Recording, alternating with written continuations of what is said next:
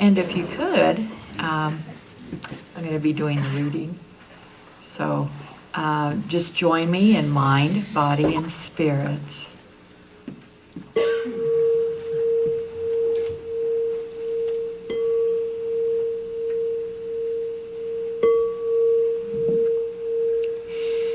Today's reading comes from Joyous Living by Petra Wells and Christian Sorensen.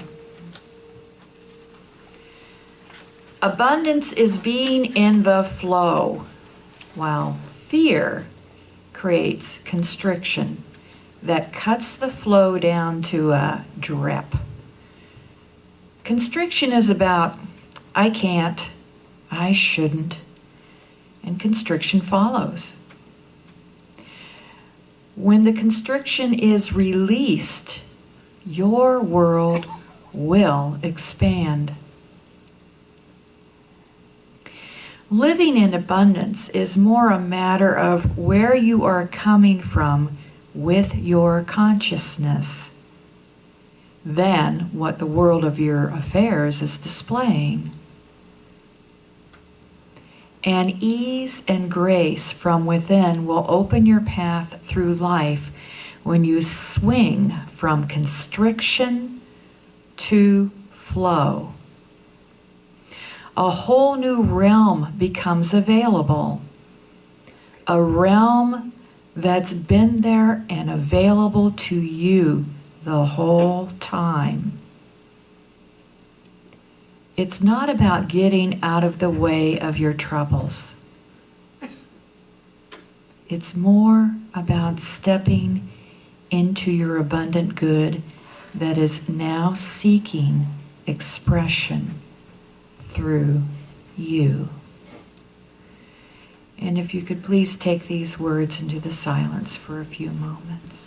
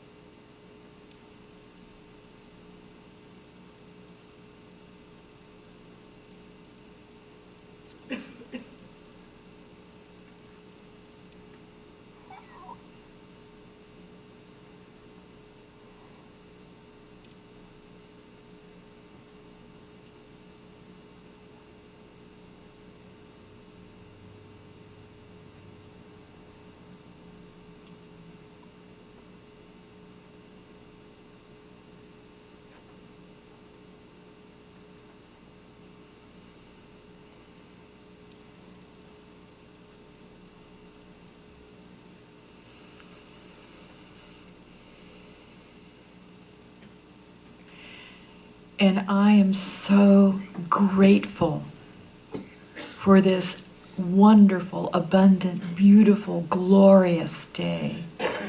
I'm so grateful for this coming together of all the beautiful souls and spirits of this community at this time. I'm knowing that this service, that our time together is so blessed, that everyone here is divinely guided, led, uplifted, and supported.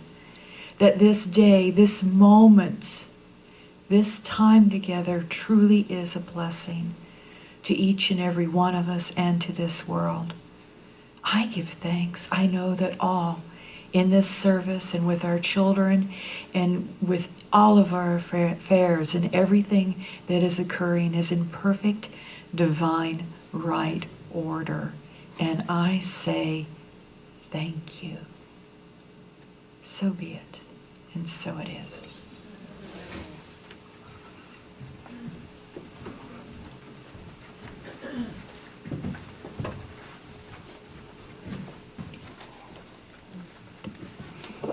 Becky, were you talking about his music stand? You mean the music stand that comes over my head? Yeah, got it. Got it. You know, there aren't very many places where you can go on Sunday morning and hear Freddie Mercury and David Bowie, is it? I can't think of a single one other than this place. And I thought at first that's a really interesting song choice. And then I spent some time really listening to the song. And as usual, Kenny is brilliant and the song is perfect, right? It's perfect. It's about a situation we all encounter and the key to changing it, basically. The situation, of course, is pressure. It's the pressure of believing what's outside ourselves.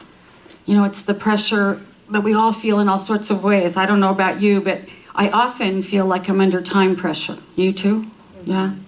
Money pressure, work pressure, relationship pressure. There's all this stuff going on. And now, of course, the news is trying to convince us that we all need to stay home so we won't get Ebola, which is about, you know, kind of about the same odds as meeting a mastodon in your backyard. But they want us to worry about it, so we're feeling more and more and more pressure about just being in the world. There's a lot of pressure in modern life. There's a whole lot of pressure. And here's the thing about it, though. We create it. We create it, every bit of it. It's amazing. We have we create it by believing that conditions that seem to be real out there control our lives. We create it by caving into other people's beliefs that reality is out there and it has an existence of its own. And it doesn't. And I think we know that on some level. We know that it's only real when we make it real. Have you seen that bumper sticker that says, "Please don't feed the fears"? I love that one. Please don't feed the fears. Yeah, please don't feed the fears. Because it's the fear that causes the constriction that results in the pressure. It's the fear that cuts the flow of life down to a drip, as today's reading said. And fear anywhere kind of constricts us, and we approach everything in our lives with that same constricted, closed down way of viewing things. And the pressure then, like a garden hose, builds and builds and builds and builds until we're like the friends that they were singing about in the song that are screaming, "Let me out! Let me out of here." And the answer, of course, is also within. Because the answer is at the source of the perception that leads to the fear, or in another direction. The choice is ours. The answer is to stop feeding the fears. The answer is to stop standing on that hose wondering why we're not getting the flow of water that we're looking for. The answer is what we're looking from, not what we're looking at. Fear or lack of fear is created by where we're looking from. As our reading today puts it, living in abundance is more a matter of where you're coming from with your consciousness than what the world of your affairs is, displaying. It's getting crowded up here. Oh, look, there's a tape mark. I'm the one I'm moving around too much. It's not that it's getting crowded. Taking full responsibility. So fear is what is based on where we come from in our consciousness. And I think our whole purpose in being here is to learn how to come from what's really real instead of what appears out there to be real. What's really real is the knowledge that we're a divine distribution center. Each one of us. Each one of us is the place that life itself is flowing into the world by means of us. Why not let it flow? Why not stop standing on the hose and saying, this thing's not working right. My life isn't working right. Why don't we stop standing on the hose and start letting the flow happen? Start letting the flow happen.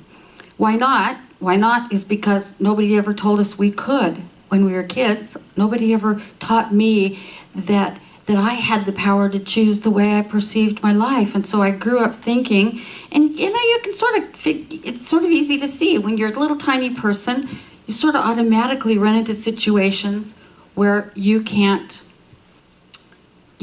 resolve the situation. You're too small. You can't reach the cookies. You can't feed yourself because you can't reach the counter. You don't know how to negotiate from here to school by yourself. There are a lot of things we can't do or seemingly can't do when we're children. And so we get this idea that we're controlled by what's outside of us. And nobody ever tells us when we're kids that what we experience is what we're looking from instead of what we're looking at. I ran across a Hitler quote yesterday in between Freddie Mercury videos. I tell you, I listened to this song, and I listened to it again, and I was so captivated by Freddie Mercury that I spent hours watching Freddie Mercury videos. The guy was amazing. I don't know how I never knew how amazing he was before, but he's amazing. Anyway, this Hitler quote, he said, "What luck for rulers that people do not think." Ooh. All we do is recycle what we've picked up somewhere else until suddenly someone says, "Do you know you can think about that differently?" And there's like a switch in our head that goes off and we say, "Yeah, I could. I could see this differently. I could see where I have power rather than what I think is true right now, which is I'm powerless. I could stop and think about where I live my life from, indeed where I live my life at all. Stop and think about that for a minute. Wherever we go and no matter what we do, we experience life between here and here, right? This is where we live it. And there isn't anybody who has power over that except us. Nobody. We live in the confines of our own minds. So why not use the power of thought that we've been given to redecorate in there? Why not redecorate? Why not turn up the lights and up the color and, chase the fears out of the corner and redecorate? Make it someplace we want to live. Why not? Why not? Why not see it differently? And of course, Freddie Mercury is the place where wisdom shows up once again. He says, why not give love one last chance? That's the answer. That's really the answer. I think that the opposite of fear is love. Because when you love something, you can't fear it. And when you love the world enough to step out of yourself a little bit, to discover it, you love it even more, and then you can't fear it. When you meet some person that you don't know, and you let love pull you towards them, and you get to know them a little, you love them and you can't fear them, right? Love really is the answer. I love the end of the song. He says, love dares us to be different. It dares us to care for each other, even the people on the edges, and to change the way we care about ourselves, to love ourselves. But that's different, It's different, and so we're afraid of it. We're always afraid of what is different than we've always done before.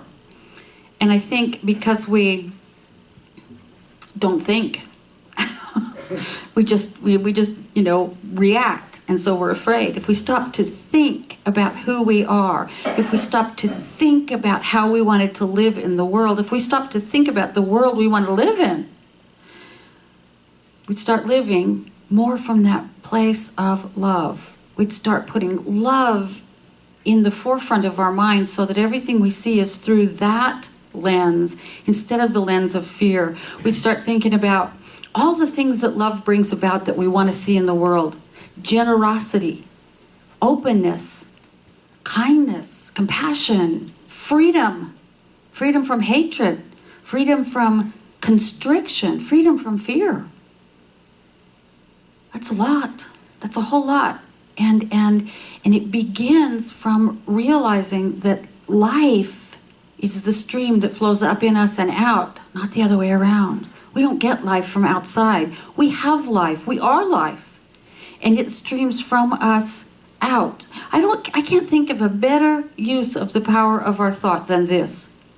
Because prosperous thinking is the source of a prosperous life, not the other way around. Prosperous thinking is the source of a prosperous life. Loving thinking is the source of a life of love.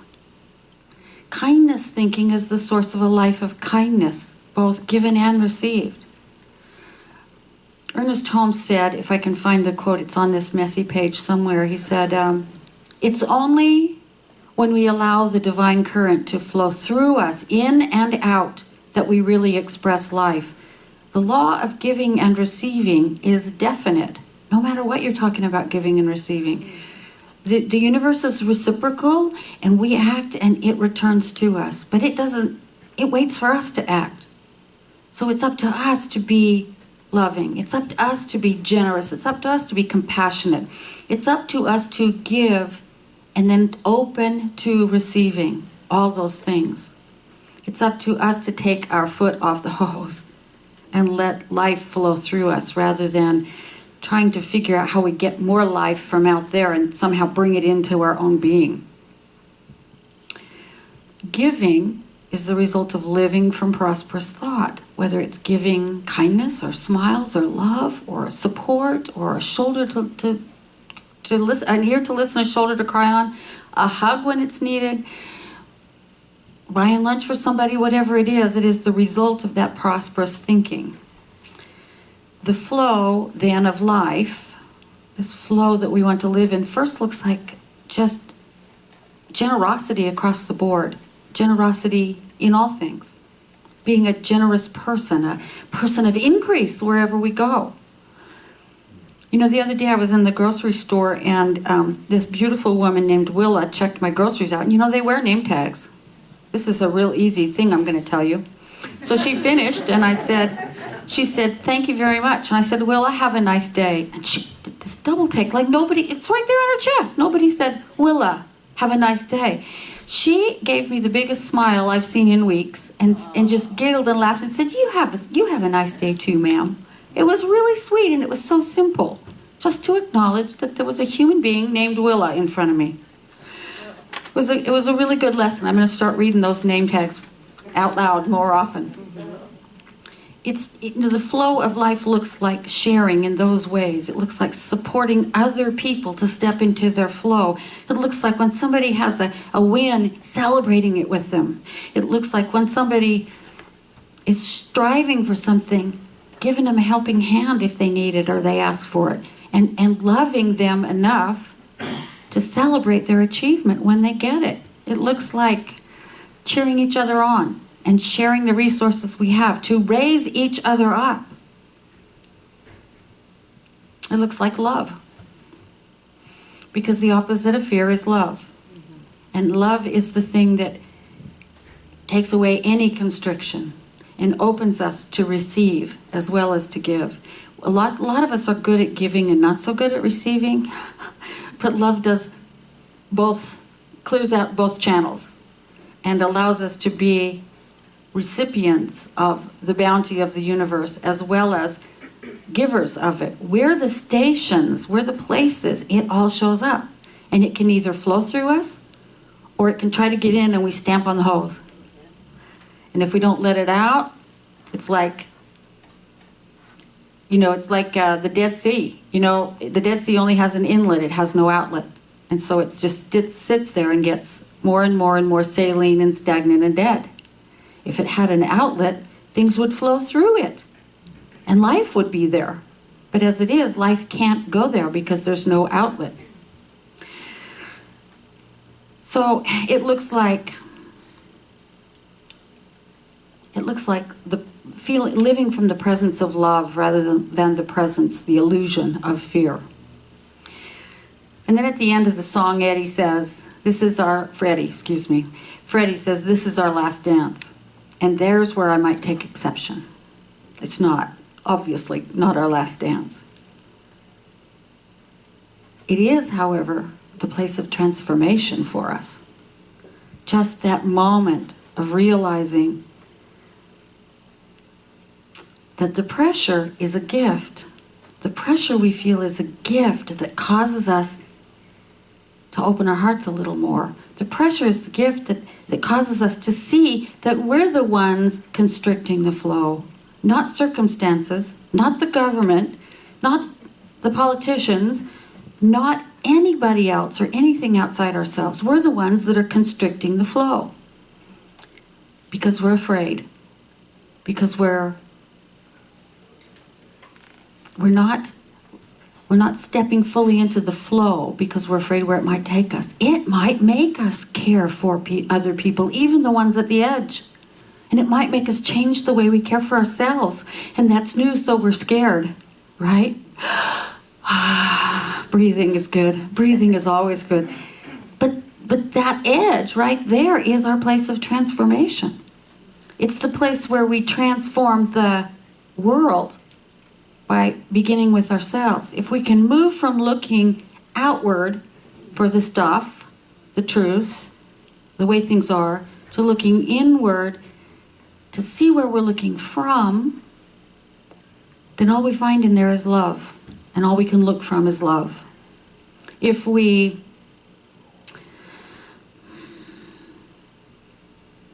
begin to live from that old-fashioned notion, as David Bowie calls it, of love, everything changes. Absolutely everything changes. We love ourselves as the expression of life. We love others as ourselves. We become transformed. We become transformed. We become bearers of life and bearers of love and transmitters of good and well springs of God right where we are. And so the whole world gets transformed. So before we finish up and pray today, I think what I want to do is talk to you about something that might sound a little bit like business, but it's really not. Because what I want to talk to you about next has to do with our whole series of talks for this month and next, because it's all about prosperity and generosity and gratitude. Not long ago, we had a culture assessment done of our culture in this center. It was part of a larger culture assessment that was done for the whole movement around the world. And it sought to answer a few questions about us. One was, what are the highest values of those who are part of the culture, meaning all of you? What are the values that we see displayed in our life now? What values do we want to see going forward? And how do these three categories stack up? September 24th, I think it was, the core council, which is like the board of directors, met with the consultant who facilitated the assessment. And he went over the results and shared the whole picture with us. And we shared a little bit of it with our leaders at last week's Ignite meeting. But I wanted to share it all with you because it's so good. It is so good. The three values that we all share across the board, our top three values, are compassion, love, and spiritual living. Pretty amazing. Yes. All three are values that you all saw being expressed here and want to see continued in the future. You also wanted to see continued diversity, growth of diversity, continuous improvement, integrity, and coaching and mentoring. The way that all of these values lined up for us, and the fact that there were no values opposing, means that we are living in we have built together an excellent, strong, healthy culture free from fear. Give yourselves a hand.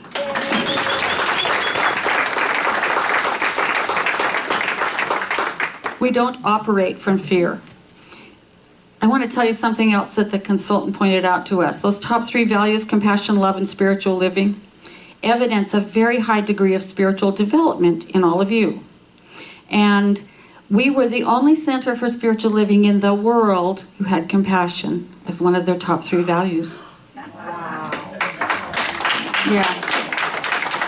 Give yourselves a hand. It is amazing.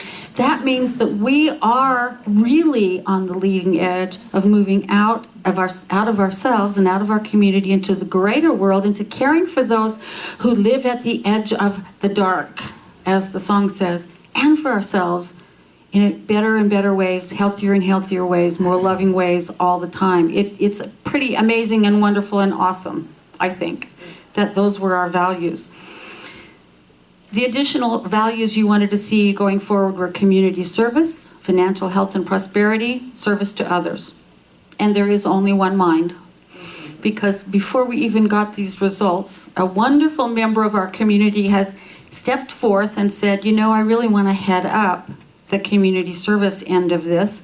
And another wonderful member wants to sort of help us move in the direction of more activism, more social activism, which is another way to serve the community. And there is coming into fruition a vision to serve young people, youth, in the larger community in ways that we've served them here in our own youth church, through teaching them how their minds work and that they do have a choice in what they see from. And, you know, the basic tool for that is meditation.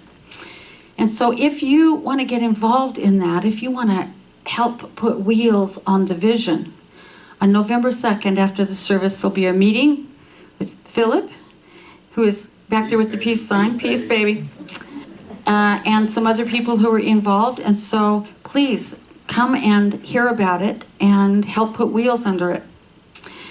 The consultant also pointed out that financial health and prosperity is a value that showed up in every center for spiritual living in the world. I think it's because centers and churches and nonprofits in general always have this edge they live on of taking in enough to meet what they have to spend to stay moving forward, right? That's the key to financial health, and it's always an issue. And so I want you to know that we have always run a pretty tight ship budget-wise around here. And so when the, whatever you want to call it, that happened in 2008, economic hiccup, whatever you want to call it, happened, we didn't have too much we could cut, except the one thing that y'all said you didn't want cut. And I don't either. These guys are too fabulous. So the one thing that we didn't have to pay, and we were still able to keep our doors open if we didn't, was the contractual contribution to my retirement. And so that was the debt that sort of built up. We're almost back to a break-even space with our month-over-month income and expenses. And we have some incredible people who are taking the helm to try to work out how we get that debt to me paid back. It's happening already. Just so you know, if you want to know exactly how everything is spent, the financials are always posted on the corkboard in the library, and you can look at them at any time. And if you have any questions, talk to the man behind the camera over here, Mike Reynolds. You can also talk with Henrietta, who, when she comes back from working with the kids on Sunday mornings, they are the leaders of the Stewardship Corps, which has always been working very hard to get to a place of financial health and prosperity. And actually, we're doing really well. We're doing a lot better than many places that have had a harder time of it, and have had to lay people off, and in some cases even close their doors. We've actually been growing in wonderful ways, which is the other thing I want to talk about. You've noticed, I'm sure, what's been happening in the youth program. It's amazing.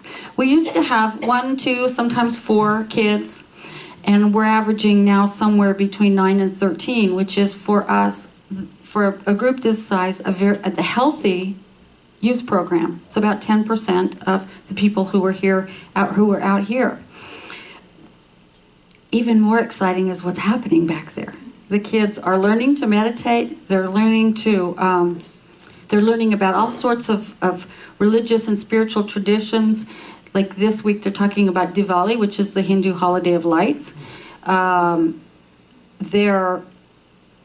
They have a band going on back there that's just awesome. When Dan leaves here, he goes back and plays guitar with them, and they're learning a song which, when they're comfortable, they're going to sing to all of us. I don't think they're quite comfortable with it yet. But what they're doing and learning and how they're growing back there is thrilling. It's so exciting. Your leadership, who is, by the way, an awesome group of people, is going to continue to look at the survey results, the culture survey results, and determine and have conversations and determine how we can better fulfill that vision that you have for your spiritual community moving forward. And one of the ways we do that is through the annual commitment campaign, which is going on now. Some of you received a mailer, and there's also a commitment card in your bulletin. And that gives us information with which we create next year's budget, which is why we ask you to do it. It's based upon the pledges and commitments that we receive from you, which is the reason that we do it. And so I would urge you to take that pledge card, that commitment card, and talk with your spouse or partner if you have one, and do some contemplation and think about how it is you intend to support this spiritual community, and put it on the card and turn it in, knowing that it's not anything drawn in blood. This is what's going to happen. Y'all are going to call me next year and say, I need to increase my commitment, right? That's my prayer for you. You can change it anytime you want. I'm going to pray that it's to increase it because your life is going so well. You just want to share it with everybody. But if it happens to turn the other way, all you have to do is call it. It's not a signed pledge in blood. It's an idea that we use to make our budget for next year. It's an idea that helps you figure out how your budget's going to go next year. But it's also a way you step into this flow of life, because this is the place where we help each other transform our lives, where we hold each other up, and where we hold each other to task sometimes if we're, kind of slacking off. This is where we together transform the world, one life at a time. And we, your leadership, and certainly me, because, I got the results of that culture survey and just cried. It was so beautiful and wonderful to think that I serve such an amazing group of people. And I think it is definitely a place worth supporting, and I hope you do too. And I hope that you will this week look for that lens of love that you already have, because we all already have it. Look for that lens of love to look at your life from. And when you see something scary, just stop and remember that the lens of love is there at your disposal, and that you can look through that instead and begin to see that you are the place that life itself shows up in this world. You are the place that it pours out to other people and to yourself. You are the place that the blessing that Spirit is for all of us can bless everyone.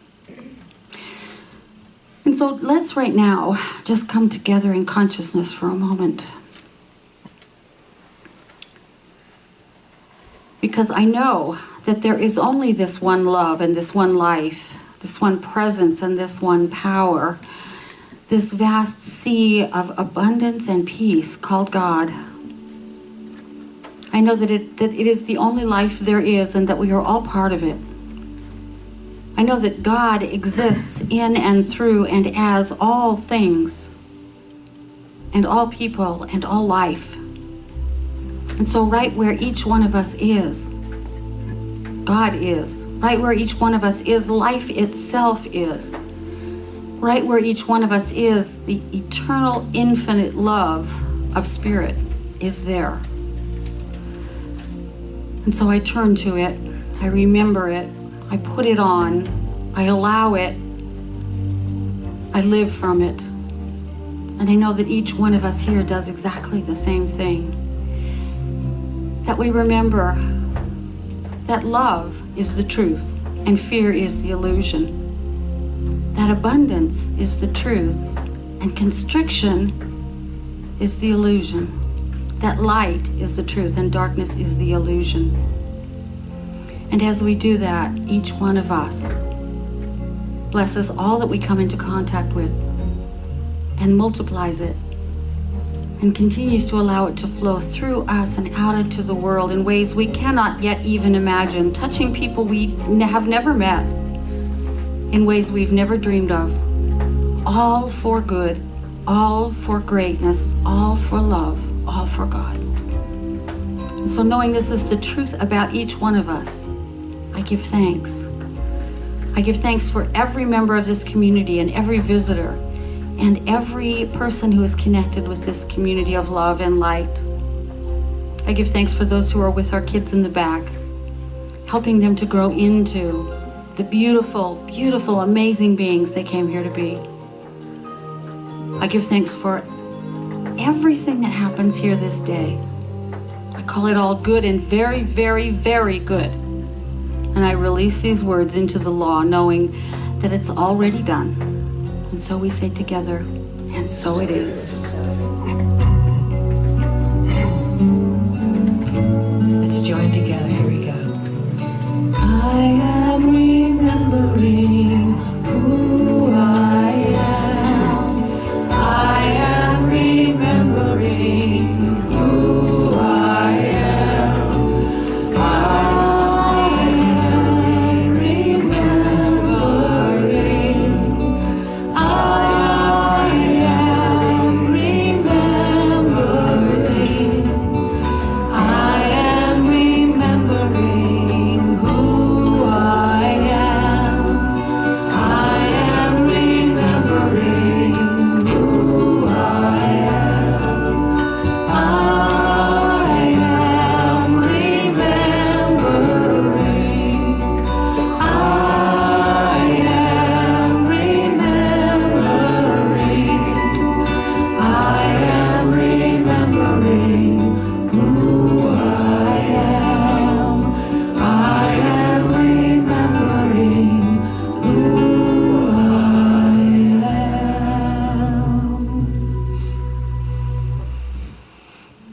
am. And so now we have an opportunity to support this community and to practice a moment of gratitude. So just take a moment to think about how blessed you are in your life, for your family, for your home, for your friends, for yourself, for all the good that is in your life. It is gratitude that makes welcome all the good that we experience. It says yes to more. It lets the universe know we are ready and willing to receive. And so let's affirm together. Gratefully I give with an attitude of abundance. Gratefully I give with an attitude of abundance. For I know that as I give, so do I receive. I know that as I give, so do I receive. And so it is. So it is.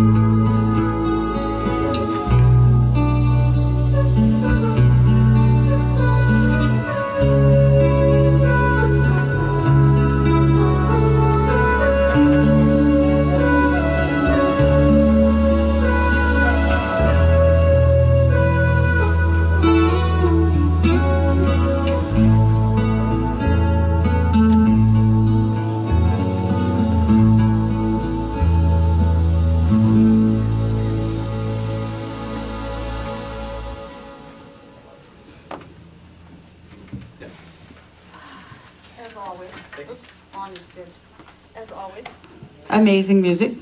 Thank you, Kenny. Thank you all. You're fabulous. They're making candles. The kids are they're making their Diwali crayon candles, so we might not see them for a few minutes. So, first of all, the last announcement that was whispered in my ear I have to do first or I'll forget it.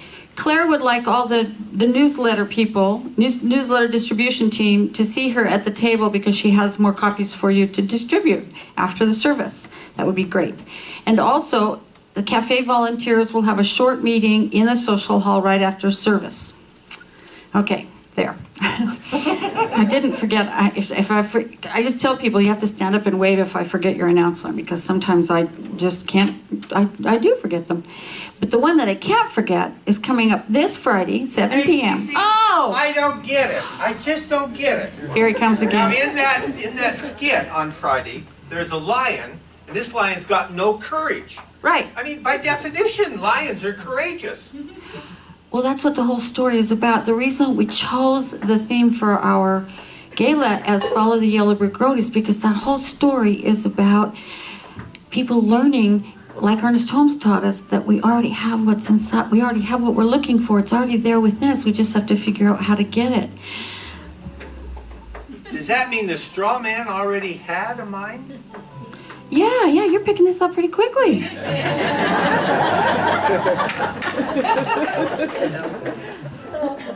Hey, what's going on? You know, you usually almost have a squirt gun in these skits. What's up with the squirt gun? Sometimes you just got to be serious. But this ain't one of them. See you on Friday, everybody. Yes, on Friday, we want to see all of you in your costume or not in your costume. Please join us for dinner and fun, and it's a wacky party, but it's always a really good party. We turn this place into a fabulous party room, and we have a buffet dinner, and it's our gift to you. There is an RSVP slip on the table, mainly because we need to know how many kids, first of all, because the kids are going to have their own special party with costumes and a movie and other things. And we'll have another party out here. So we know we have enough to feed you. Just RSVP, drop your slip in the basket, and then we'll have a starting count. It's going to be a good party, so don't miss it. 7 p.m. You don't have to wear a costume, but costumes are welcome. Did I say that already? I probably did. I can't. So, just a reminder. Bear can wear a costume, absolutely. And so can that little cute little Roxy. Roxy can wear a costume too. She's a miniature Australian Shepherd, yes? Good, I remembered. So check the back of your insert sheet in the bulletin for the other things that are coming up. There's a whole bunch of them, particularly towards the end of the month and then in November. And don't forget this Friday, 7 p.m., our Halloween Gala. Finally, if there's anything that you would like prayer for after the service, please see one of the beautiful ladies with the teal or white shawls on. Becky's not wearing hers, but she's one of them. They are our licensed professional prayer practitioners, and they are pleased and honored to give you the gift of a 1-minute miracle after service. Just walk up to them and say, I need prayer, and they will say what for, and you're off and running. And so please take advantage of that gift. There's also a written prayer request back on the table that you can drop in the chest there. You can also go on our website and do an electronic prayer request. They all find their ways to the practitioners. So that's it for me, and let's stand and do our closing affirmation and then sing, I release and I let go. Good, Kenny gets to yell one more time today. But first, let's remember together, there is a song in the universe and I sing it. There is a song in the universe and I sing it. There is a hymn of praise and I praise it. There is a hymn of praise and I praise it. There is a life of joy and I live it. There is a life of joy and I live it. And so it is. And so it is. Have a terrific week, everybody.